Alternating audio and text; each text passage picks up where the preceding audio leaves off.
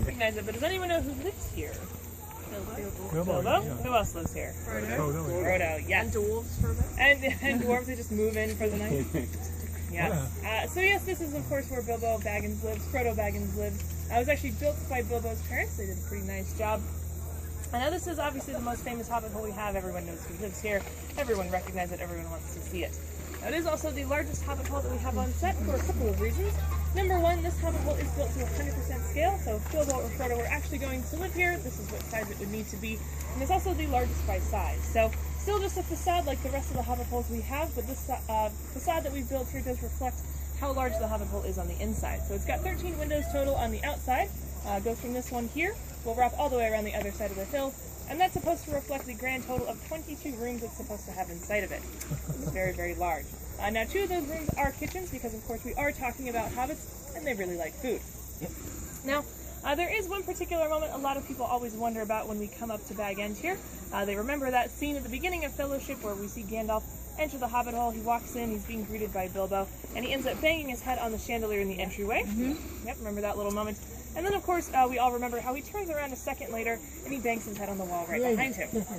Now, most people, when they see that, they always wonder, was that real or was that an accident? I am here to tell you guys that that little headbang on the wall, that was actually an accident. So Ian McKellen did not mean to hit his head. He did hit it rather hard. It's in a bit of pain. But being a very professional actor, he's a trained Shakespearean actor. He does just continue acting through the scene like nothing went wrong. And then, of course, Peter Jackson, he liked the moment so much, he went ahead and kept it in the film. It's a nice little reminder to everyone watching that Gandalf is, in fact, a very tall wizard, and he is, in fact, in a very small hobbit hole. Now, this is actually more true than you guys might realize. They did actually build 2 different versions of Bag End for the movie. They built a small-scale version for characters like Gandalf to film in to make sure he did look small. And then they also built a large-scale version for characters like Bilbo and Frodo, so they would look, I said it again, big, so Gandalf would look big, and then Frodo and Bilbo would look small. You say the same thing too many times, you just mix everything up. And then, of course, here's our fake tree again, guys. A little bit closer, you can kind of start to see that it does look a bit fake. It's a little too green. Now, this particular tree up here, this is built of a steel skeleton for the frame that's then wrapped in expanding foam and then covered in a layer of silicone that has been pressed and painted to look like oak bark. And then, of course, all those fake leaves were attached. Now, the tree that they had for Lord of the Rings, that was an actual oak tree. It was a real oak that they found on a farm in Matamata. They cut that one down, they cut it into pieces, and then they reassembled it up here on the hill, because originally there was actually nothing up here.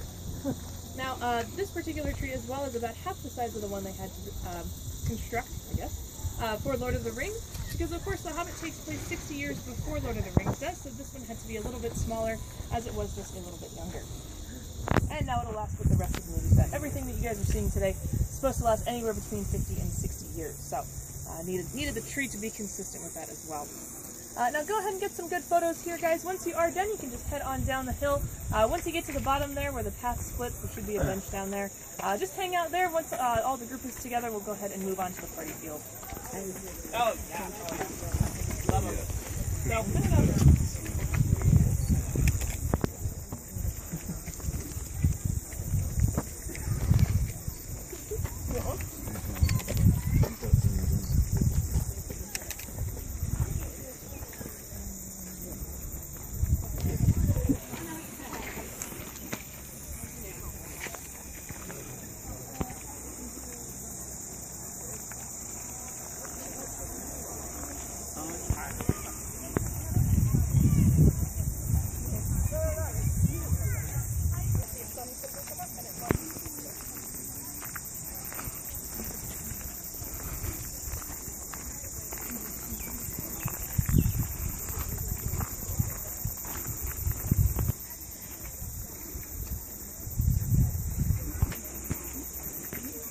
Flowers.